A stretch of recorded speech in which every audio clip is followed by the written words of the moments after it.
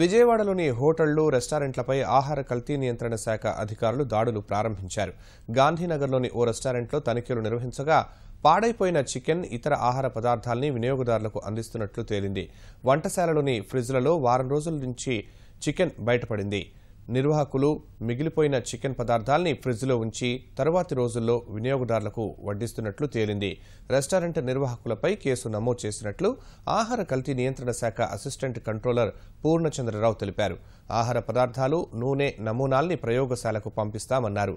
Hotel నిర్వాహకులు ఎవరైనా food licence తప్పనిసరిగా తీసుకోవాలని అధికారులు సూచించారు.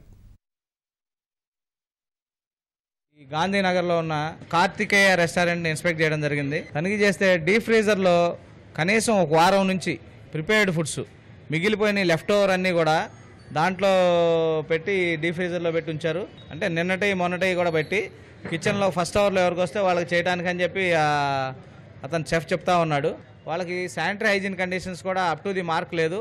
ప్లస్ మెయిన్ ఏంటంటే వీళ్ళకి ఫుడ్ లైసెన్స్ కూడా లేకుండా వ్యాపారం చేస్తూ ఉన్నారు. వీళ్ళకి హెచ్చరించేది ఏంటంటే ఫుడ్ లైసెన్స్ లేకుండా ఎవరు వ్యాపారం చేసినా సెక్షన్ 63 ప్రకారం 6 నెలలు జైలు శిక్ష, 5 లక్షల జరిమానా విధించబడుద్ది. నోటీసు రిప్లైని చూసి వీళ్ళని క్లోజ్ చేయాలా లేదా అనేది కమిషనర్ గారికి ఉత్తర్వులు తీసుకొని హోటల్ క్లోజ్ చేస్తామని మీ ద్వారా తెలియజేస్తున్నాం. యాక్చువల్గా సాల్ట్ కూడా నాన్ అయోడైజ్డ్ సాల్ట్ వాడుతూ ఉన్నారు. యాక్చువల్గా నాన్ అయోడైజ్డ్, అయోడిన్ లేని సాల్ట్ ప్రొహిబిటెడ్. దాన్ని సీజ్ చేస్తాము.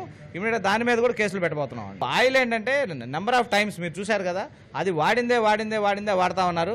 దానికి కూడా నోటీస్ ఇవ్వబోతాము. అవి కూడా శాంపిల్స్ కలెక్ట్ చేస్తున్నాం. మొదలు పెట్టాము. వరుసగా ఈ నెల 2 నెలల్లో మొత్తం హోటల్స్ అన్ని ఇన్స్పెక్ట్ చేస్తాం.